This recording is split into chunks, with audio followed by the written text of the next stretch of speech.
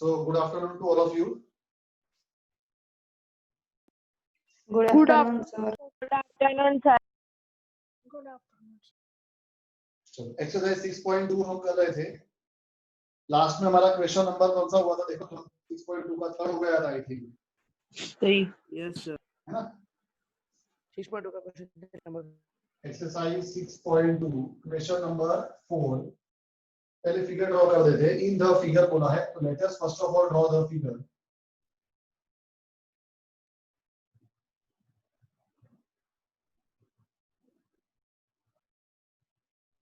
P Q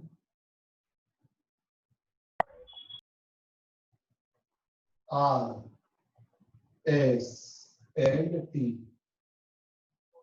Angle Q is given to us 110 degree. Angle S is given to us 130 degree. In the figure, PQ is parallel to ST. PQ और ST parallel है. Okay. Angle PQ are 110 degree. Angle TS are 130 degree. Find angle QRS.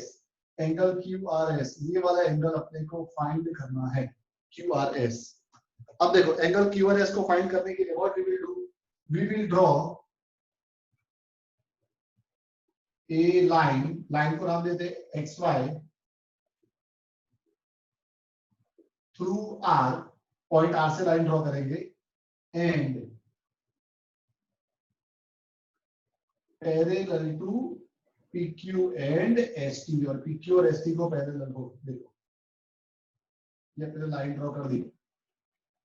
ये line को नाम दे देते हैं हम XY. Okay, dotted बनाइए. क्यों डॉटेड बनाइए? क्योंकि हमने खुद कंस्ट्रक्ट किए. It is not given in the question. Okay, तो ड्रॉ अ लाइन XY. कहां से पास हो रही है? R से. तो through R and parallel to PQ and ST. ये जो लाइन XY है वो PQ को भी पैरेलल है और ST को भी पैरेलल है. बोलो इसमें कोई भी डाउट? No, sir. अब देखो, हेलो सर। अब देखो ये उल्टा सी बन रहा है. ओके, तो angle PQR plus angle QRX equal to 180 degree हो जाएगा. हमने पढ़ा था लास्ट लेक्चर में. Yes. Lines are parallel Yes, sir. And interior angles are supplementary. Okay, तो angle PQR plus angle QRX is equal to 180 degree. Why? Because they are interior pair of angles. Okay, अब उसमें से PQR 110 degree है plus QRX अपने find कर लेते हैं equal to 180 degree. 110 को राइट साइड पे ले जाओ तो angle QRX equal to 180 degree minus 110 degree. Therefore angle QRX equal to कितना हो जाएगा? 70 डिग्री. Okay, result 1. अब सिमिलरली इधर भी सी बनता है. Angle TSR and SRY equal to 180 degree. Angle TSR plus SRY also equal to 180 degree because they form interior angles. Okay, उसमें से TSR कितना है? TSR है 130 degree. Shlok and Chil Patel, mute the microphone. Shlok and Chil Patel.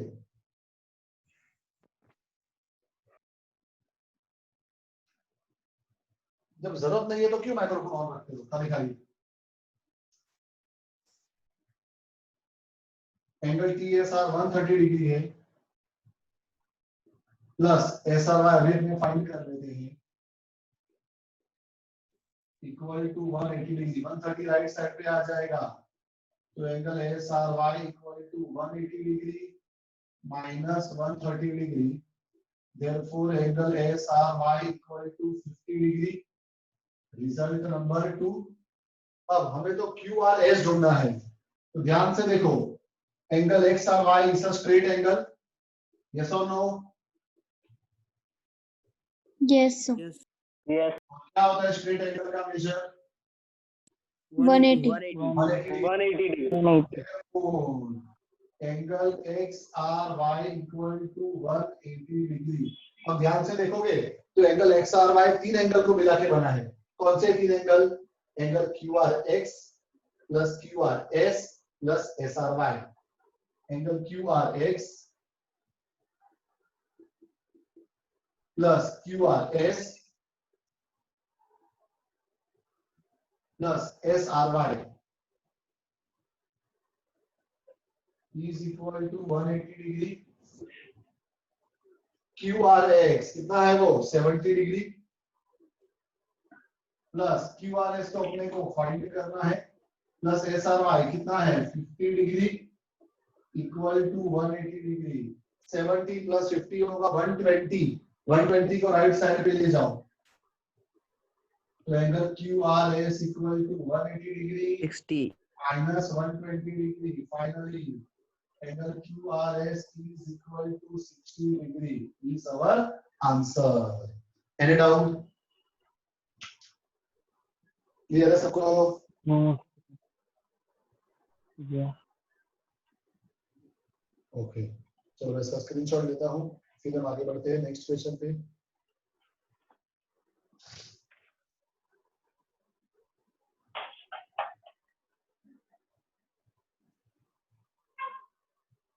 Urmil Patel mute the microphone. सबको अलग अलग बोलना पड़ता है।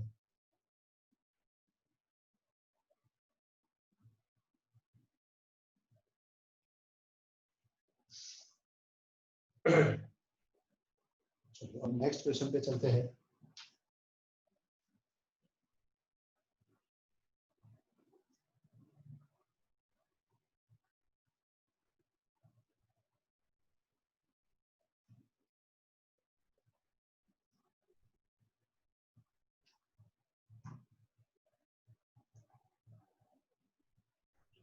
Now question number 5। चलो ध्यान यहाँ पे इन द फिगर। क्वेश्चन नंबर 5 में भी हमें फिगर दी है, पहले फिगर ड्रॉ कर देते हैं।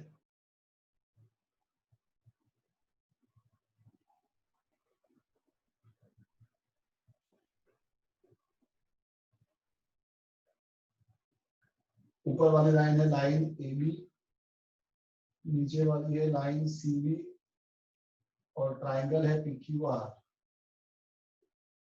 अब देखो क्या बोला है, A B is parallel to C D. Line A B and line C D को पैरेलल बोल दिया है and angle A P Q is 50 degree. A P Q ये वाला एंगल अपने को 50 डिग्री दिया है। Okay and P R D equal to 127 degree. P R D ये वाला एंगल हमको 127 डिग्री दिया है। Find x and y. ये रहा एक्स और ये रहा वाई। एक्स और वाई हमें ढूंढना है। चलो ध्यान है यहाँ पे। अभी एक्स और वाई अपने को कैसे मिलेगा तो देखो ध्यान से, सबका ध्यान इधर। पहले अपने को वाई मिल जाएगा कैसे, तो देखो ये पूरा z बनता है alternate angles. Lines are parallel. If two lines are parallel, then alternate angles are equal. Okay. Angle APR equal to PRD. Angle APR is equal to angle PRD. Why? Because they are alternate angles. Yes or no? Yes. Yes, sir. Angle APR Yes, sir.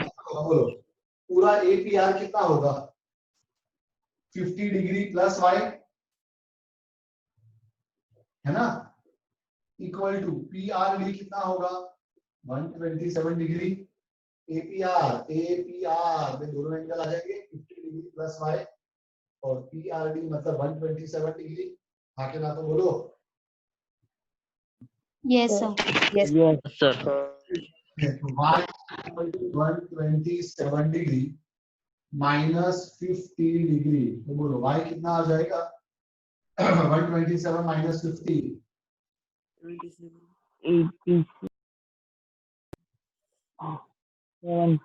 बोलो 77.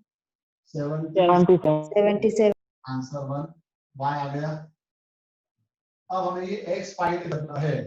Okay तो देखो x तो बहुत easily आ जाएगा, ये भी एक z बनता है। ये भी एक जेड बनता है, ए P Q and P Q are, PQR. Angle A P Q is equal to angle PQR. Why? Again, they are alternate angles. Angle. Okay?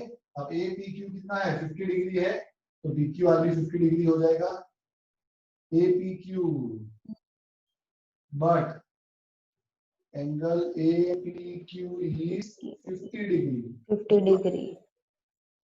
So therefore, angle PQR is also 50 degree. 50 degree. PQR का मतलब क्या हो गया? X हो गया. Equal to 50 degree. Answer number 2. Okay. Any doubt? आगे तो बोलो. No, sir.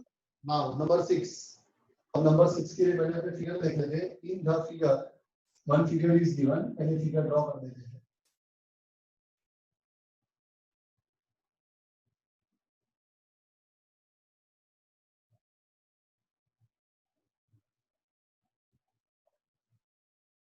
ऐसी फिगर अपने को दी है. इधर लिखा है PQ, नीचे लिखा है RS, ये नाम दे दिया है ABCD.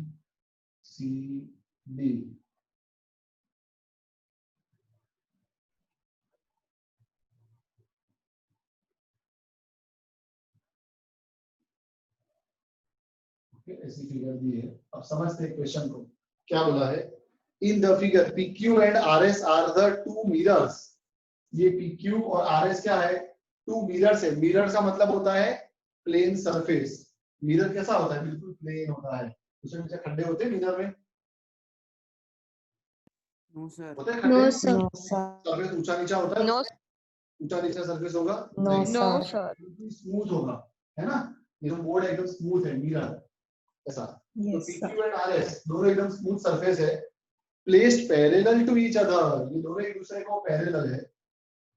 And incident ray. Now what do you mean by incident ray? Ray दो टाइप की होती है, incident and reflected.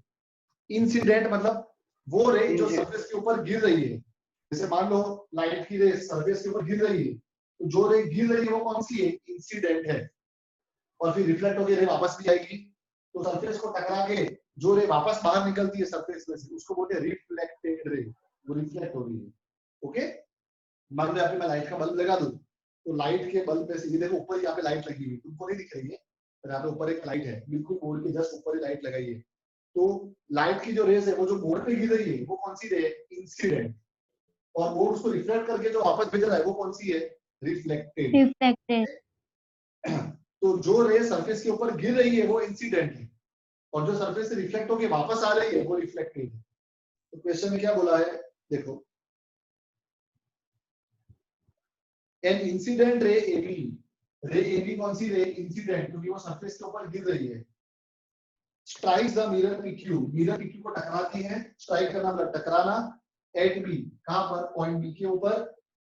The reflected ray moves along the path BC. फिर वहां से रे रिफ्लेक्ट होती है, BC रे रिफ्लेक्ट होके ये BC रे कहां गिरती है? मिरर RS के ऊपर. Okay. Strikes the mirror RS at C and again reflects. Okay. Prove that AB is parallel to CD. हमें प्रूव करना है AB is parallel to CD. कोई भी दो लाइन का पैरेलल होगी. AB और CD का पैरेलल होगा जब ऑल्टरनेट एंगल्स इक्वल हो जाए. देखो ये Z बनता है ना?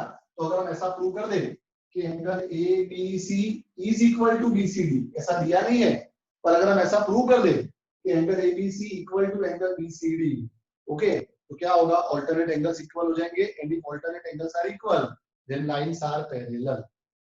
Understood? Yes sir. Yes, sir. Data तुम लोग अपने आप लिखो. कहां से कहां तक लिखना है डेटा? देखो, मैं खाली पूरा नहीं लिखूंगा, मैं खाली स्टार्टिंग और एंडिंग बता देता हूं. PQ and RS are two mirrors. यहां से स्टार्ट करना है और कहां तक जाएगा डेटा? डॉट डॉट डॉट करके लिख रहा हूं. लास्ट में reflex back along CD, reflex back along CD. Okay, to prove, क्या प्रूव करना है? तो प्रूव करना है AB is parallel to CD. ये हमें प्रूव करना है AB is parallel to CD. चलो प्रूव करते हैं। अब प्रूव करने के लिए पहले कुछ कंस्ट्रक्शन करना पड़ेगा। यहाँ पर भी हमको, मैं एक लाइन बना रहा हूँ BM जो बिल्कुल 90 डिग्री पे परपेंडिकुलर है किसको? PQ को। तो construct BM perpendicular to PQ 90 degree पे। तो यहां से लाइन बना रहा हूं मैं CN which is perpendicular to RS। Okay, straight है, परपेंडिकुलर। अब देखो हर एक एंगल को अपने नाम दे देते। ये वाले एंगल को नाम देता हूं मैं एंगल 1, इसको एंगल 2, इसको 3 और इसको 4। हर एक को नाम दे दिए, नंबर दे दिए ताकि बार बार पूरा एंगल लिखना ना पड़े। अब देखो यहाँ पे एंगल 1 क्या है? Angle 1 is the angle of reflection. और एंगल 2 क्या है? एंगल 2 पे क्या हो रहा है? रे जो है सरफेस के ऊपर गिर रही है। और एंगल 1 से क्या हो रहा है? रे सरफेस के बाहर निकल रही है। ओके, तो अगर कोई भी सरफेस स्मूथ होगा तो angle of incidence will be equal to angle of reflection. अगर सरफेस स्मूथ है, ऐसा स्मूथ सरफेस होगा तो जो एंगल पे रे गिरेगी उसी एंगल से रे बाहर निकलेगी। ओके, तो ये अपना सरफेस RS कैसा है? स्मूथ सरफेस है, मिरर है। तो एंगल 2 को क्या बोला जाएगा? एंगल ऑफ इंसिडेंस, क्योंकि रे गिर रही है। और एंगल 1 को क्या बोला जाएगा? Angle of reflection. Reflected. Okay, तो क्या होगा? Angle 1 is equal to angle 2। Why? Because angle 1 का मतलब angle of incidence is equal to angle 2 का मतलब एंगल ऑफ रिफ्लेक्शन। Reflected. ऐसा कब होता है? ऐसा तब होता है जब सरफेस स्मूथ हो। तो यहाँ पर मिरर है, स्मूथ सरफेस है। तो angle 1 equal to angle 2, result 1। And similarly इधर भी angle 3 will be equal to angle 4। Angle 4 है एंगल ऑफ इंसिडेंस और angle 3 angle of reflection. Angle 3 is equal to angle 4। Same result लिख देने का। Result number 2। Any doubt? आके ना तो बोलो। No, sir. And अब देखो angle 3 will be equal to angle 2। ये कहां से आया? तो देखो एंगल 3 और एंगल 2 क्यों इक्वल हो गए? ये z बनता है ऐसा, इधर m है, Yes. ये है, ये 3 है, ये n है, ये n है, ये c है और इधर हमने 2 लिखा है। ओके, तो ये दोनों लाइन तो पैरेलल होगी ना, क्योंकि हमने कैसे बनाई है? स्ट्रेट बनाई है, परपेंडिकुलर। अगर दो लाइन परपेंडिकुलर है, BM और CN परपेंडिकुलर लाइन होगी तो परपेंडिकुलर लाइन कैसी होगी? पैरेलल होगी। Okay, angle 3 equal to angle 2 क्यों? Because they are alternate angles. Result number 3। Any doubt? Now from No, sir. 2 and 3 देखो 1, 2 and 3 क्या होगा? एंगल 1 किसको इक्वल है? एंगल 2 को, है ना? एंगल 2 किसको इक्वल है? एंगल 3 को। और एंगल 3 किसको इक्वल है? एंगल 4 को। तो एंगल 1 और एंगल 4 भी आपस में कैसे हो जाएंगे? Equal. Angle 1 equal to angle 4 क्यों? 1 2 को इक्वल, 2 3 को इक्वल और 3 4 को इक्वल। तो 1 और 4 भी कैसे हो जाएंगे? इक्वल हो जाएंगे। यस और no? Yes, sir. Yes, sir. Yes, sir. Yes, sir. अब मैं साइड में लिख रहा हूँ। अब दोनों जगह हम 2 से मल्टीप्लाई करते हैं। मल्टीप्लाइंग 2 ऑन बोथ साइड्स, तो क्या होगा बोलो? 2 angle 1 equal to 2 angle 4 multiplying 2 on both side किया। Any doubt? अब 2 एंगल 1 का ऐसा क्यों किया अभी पता चलेगा, पर पता चला ना मल्टीप्लाई कर सकते हैं ना दोनों जगह पे with the same number. Yes, sir. अब 2 एंगल 1 को हम लिख सकते Yes, हैं sir. एंगल 1 प्लस एंगल 1 और 2 एंगल 4 को लिख सकते हैं एंगल 4 प्लस एंगल 4। यस और no? Yes. Yes, sir. Yes, sir. Therefore, angle 1 plus angle 1, अब एंगल 1 किसको इक्वल है? एंगल 2 को। तो ये वाले एंगल 1 की जगह मैं दिख रहा हूं एंगल 2 प्लस एंगल 4, एंगल 4 किसको इक्वल है? एंगल 3 को। तो ये वाले एंगल 4 की जगह दिख रहा हूं मैं एंगल 3 प्लस एंगल 4। ऐसा कहां से आया? तो फ्रॉम 1 एंड 2 हमने ये वाले 1 की जगह 2 क्यों लिख दिया? Because according to result 1 angle 1 equal to angle 2, और एंगल 4 की जगह एंगल 3 क्यों लिख दिया? Because according to result 2 angle 4 equal to angle 3।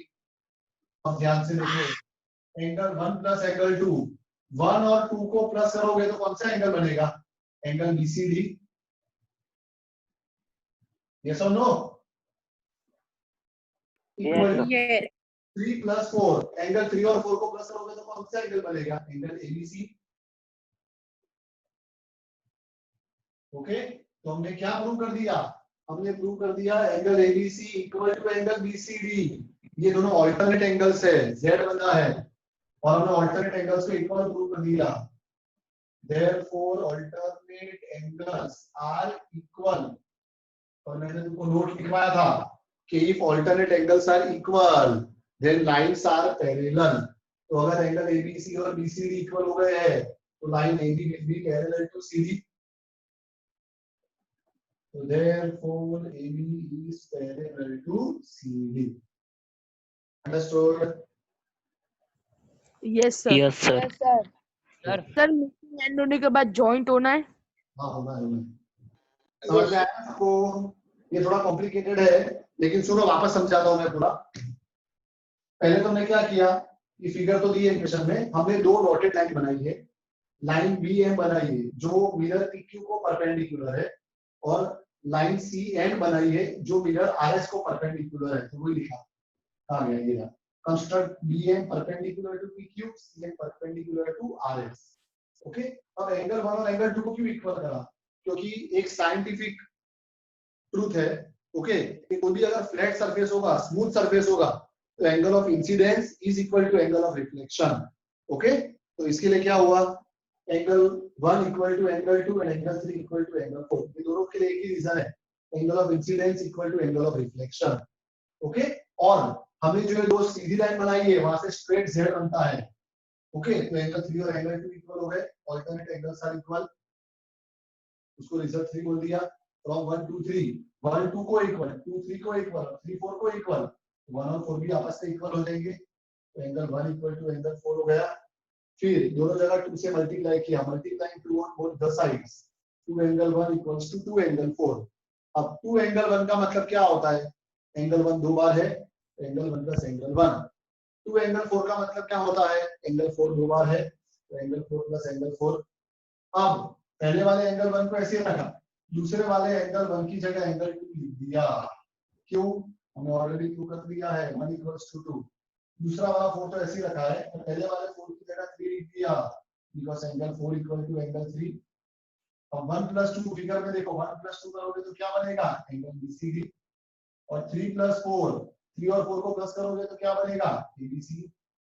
अब ये दोनों एंगल ऑल्टरनेट एंगल से जेड बन रहा है, और हमने प्रूव किया alternate angles are equal, therefore lines are parallel. Okay? Yes, sir. Sir. Sir Sir. इसका स्क्रीनशॉट लेते हैं। Sir. हाँ बोलो। सर एंगल 1 और एंगल 4 को 2 से मल्टीप्लाई कीजिए। एंगल 1 और एंगल 4 को 2 से मल्टीप्लाई कीजिए। फिर से मल्टीप्लाई 2 से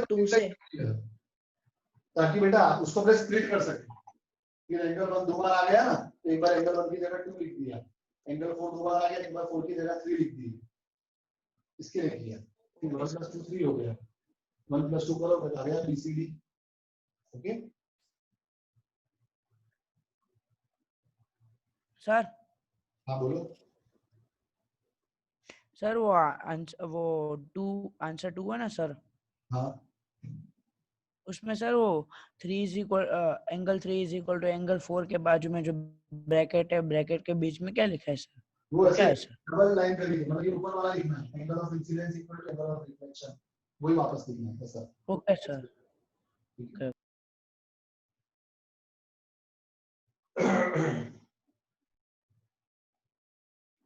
चलो अब चलते हैं एक्सरसाइज लास्ट 6.3 पे।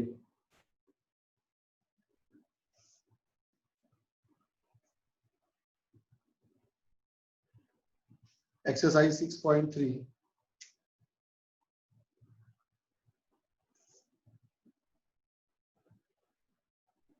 Question number 1।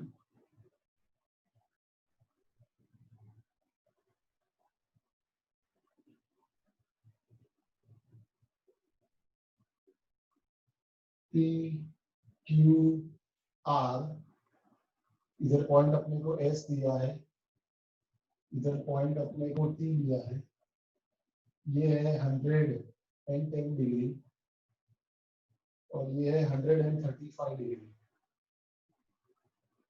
अब देखो क्या बोला है, if angle SPR equal to 135 degree, SPR अपने को 135 डिग्री दिया है, PQT 110 degree, find angle PRQ, angle PRQ ढूंढना है, ये वाला एंगल ढूंढना है।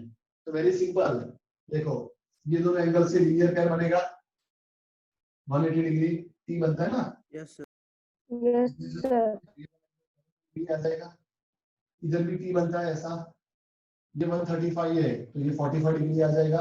ये दो एंगल पता चल गए तो तीसरा एंगल तो अपने को मिल ही जाएगा एंगल सम प्रॉपर्टी से। किसी भी ट्रायंगल में तीन एंगल का एडिशन 180 होता है। यस और no? Yes, sir. Yes, sir. Yes, sir. Angle PQT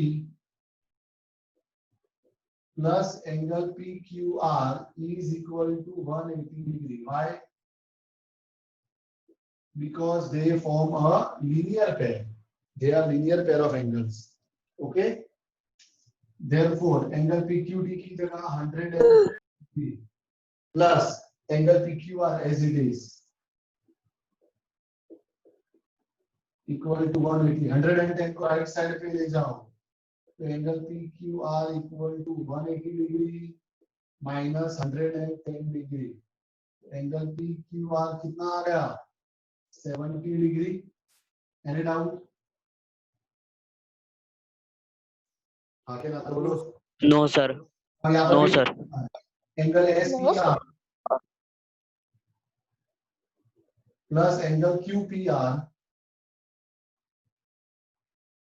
is equal to 180 degree because they both form a linear pair. Angle SPR है 135 डिग्री प्लस QPR हमें फाइंड करना है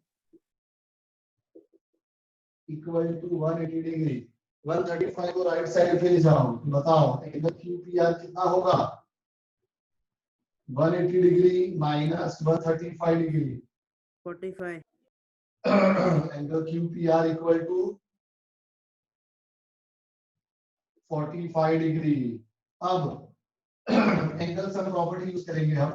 किसी भी ट्रायंगल में तीन एंगल का एडिशन कितना होता है? 180। 180.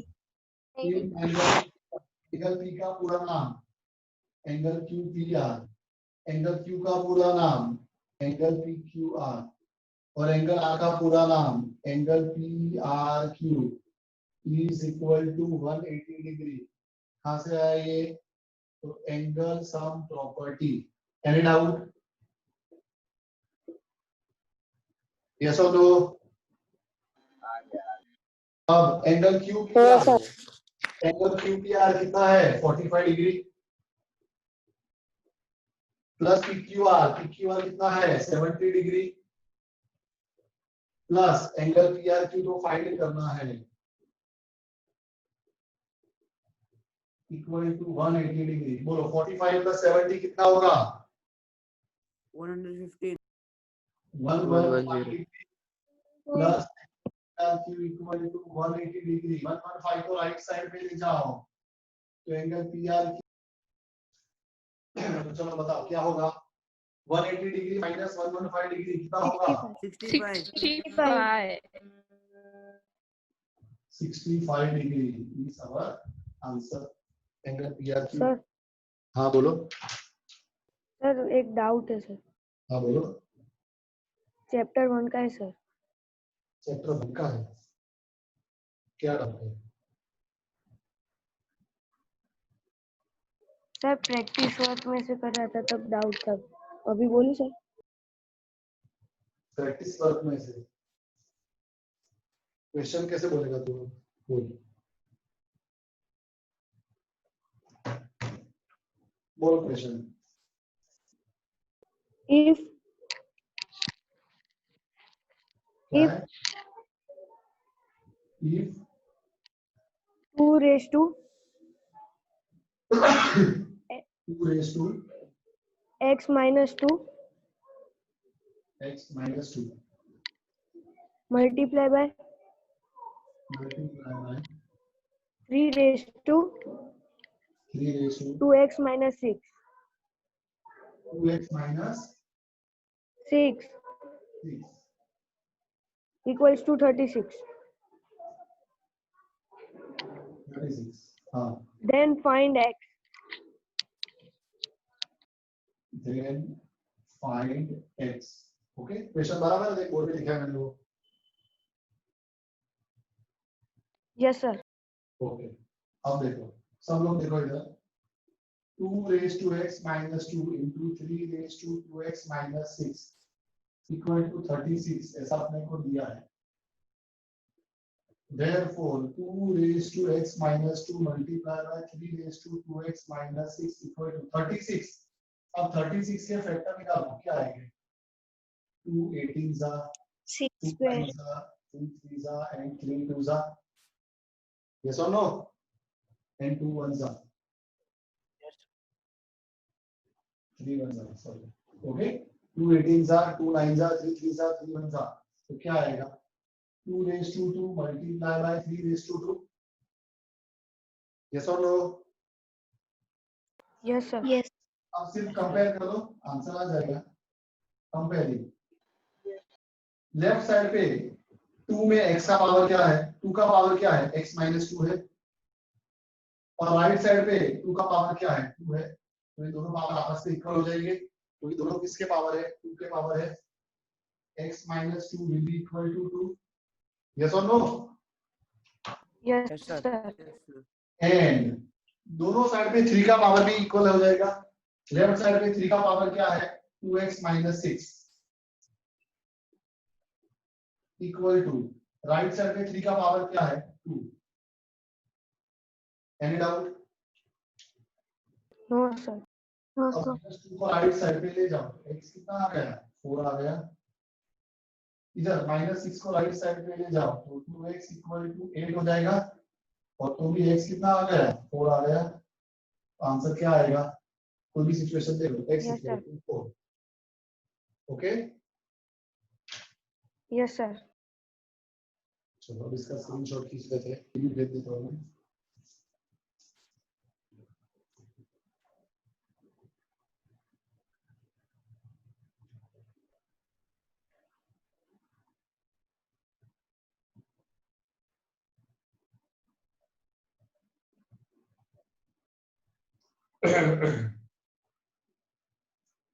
अब चलते हैं नेक्स्ट क्वेश्चन पे, 6.3 का सेकंड।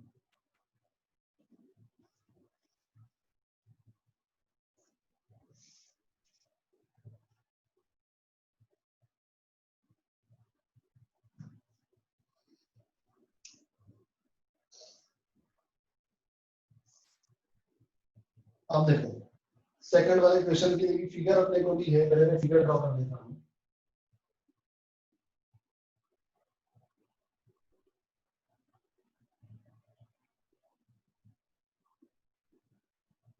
x y z, ये वाला एंगल अपने को दिया है 62 डिग्री, एंगल x, फिर एंगल x y z पूरा एंगल दिया है 54 डिग्री।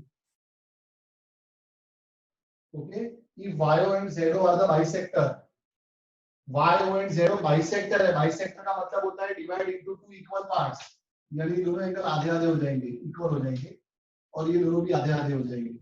वाई और जेड को बाइसेक्टर बोला है, मतलब एंगल वाई जितना होगा ये दोनों उसके हाफ हाफ हो जाएंगे, एंगल जेड जितना होगा ये दोनों उसके हाफ हाफ हो जाएंगे। Okay, find angle O Z Y, O Z Y, तो ये वाला एंगल ढूंढना है, मैं क्वेश्चन मार्क कर रहा हूँ, एंड वाई ओ जेड, और वाई ओ जेड ढूंढना है। अब ये पूरा सम एंगल सम प्रॉपर्टी से हो जाएगा, देखो कैसे। पहले तो ट्राइंगल एक्स वाई जेड के दो एंगल अपने को पता है, तो तीसरा एंगल अपने को मिल जाएगा एंगल सम प्रॉपर्टी से। In triangle X Y Z, angle X का पूरा नाम वाई एक्स जेड, वाई का पूरा नाम एक्स वाई जेड, और जेड का पूरा नाम X Z Y is equal to 180 degree. कहां से आया ये? Angle sum property. Angle sum property में यही बोला है कि किसी भी ट्राइंगल में तीन एंगल का एडिशन 180 डिग्री होता है। Any doubt? No, हाँ, sir. अब वाई एक्स जेड 62 डिग्री है, प्लस एक्स वाई जेड पूरा 54 डिग्री है, plus angle X Z Y equal to 180 degree. 62 plus 54 कितना होगा?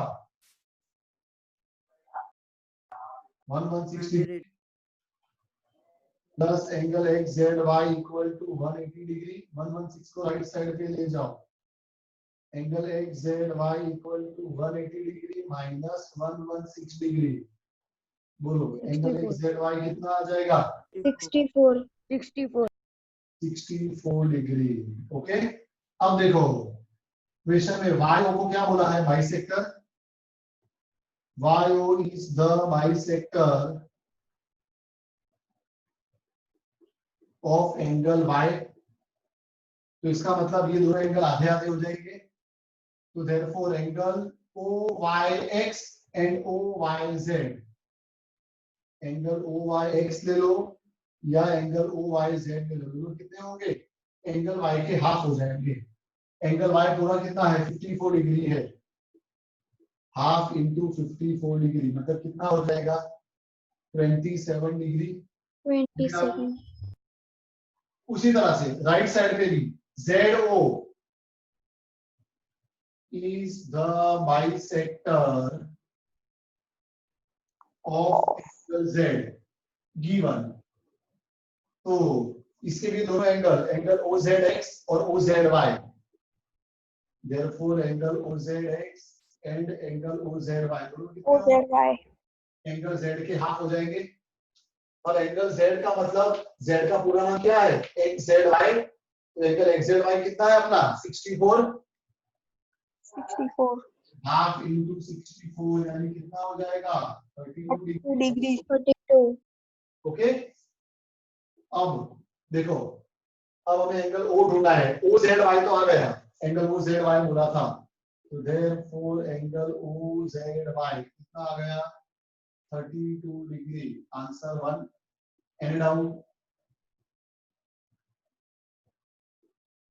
नो अब ट्राइंगल OYZ में एंगल सम प्रॉपर्टी अप्लाई करते हैं।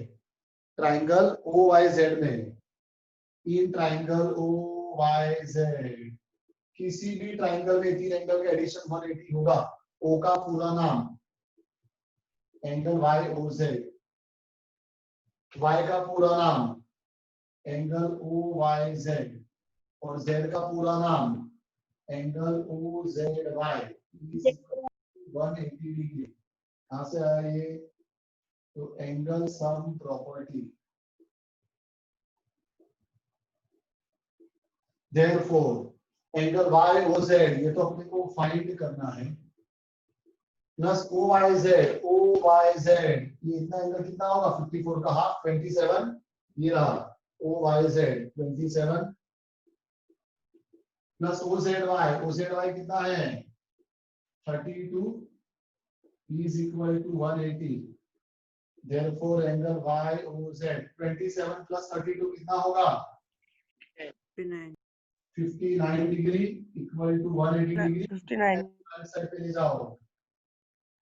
120 YOZ 120 equal to 180 degree minus 121 degree. 121 YOZ 121 121 degree. Answer number 2. Any doubt? No sir. No, sir. No sir. PDF भेज दोगे ना next lecture में हम आगे कंटिन्यू करेंगे. ओके सर पीडीएफ भेजोगे ना हाँ भेजूंगा. सर टेस्ट चलो bye all of you. Have a nice day. Bye sir. Uh, Bye.